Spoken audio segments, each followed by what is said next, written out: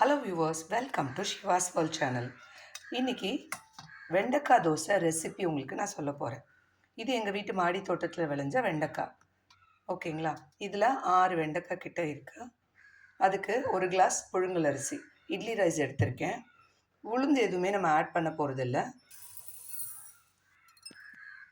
1 class அரிசி, அதோட 1 spoon வெந்தயம் போட போகிறோம். இது நல்லா 3 to 4 டைம்ஸ் வாஷ் பண்ணிட்டேன். வாஷ் பண்ணதுக்கப்புறம் தண்ணி விட்டு ஊற வச்சிடலாம். நல்லா ஊறட்டும். ஒரு 1 hour ஊறட்டும். வெண்டைக்காவை இந்த மாதிரி பொடியாக கட் பண்ணி எடுத்து வச்சுக்கலாம். ஓகேங்களா? அரிசி நல்லா ஊறிடுச்சு. இதை இப்போ நம்ம கிரைண்டரில் போட்டு எடுக்கலாம். அரிசி கூடவே கட் பண்ணி வச்சுருக்க வெண்டைக்காவையும் போட்டுடலாம்.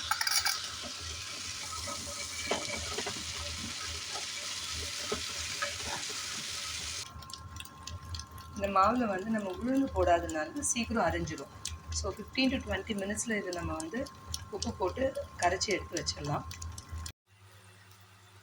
வெண்டைக்காய் தோசை மாவு ரெடி ஆகிடுச்சு. இது ஒரு 5 hours வந்து 6 hours வரைக்கும் வெளியில் வச்சுருந்தனால புளிச்சிருச்சு. இப்போ இதை தோசையை ஊற்றலாம்.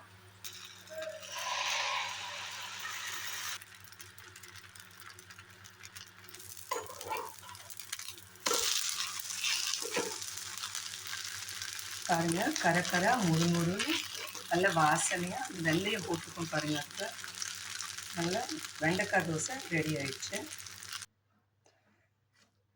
கிறிஸ்பியான ஹெல்தியான வெண்டைக்காய் தோசை, வெண்டைக்காய் தோசையோட கார சட்னி. நீங்களும் இதே மாதிரி வீட்டில் ட்ரை பண்ணி பாருங்கள்.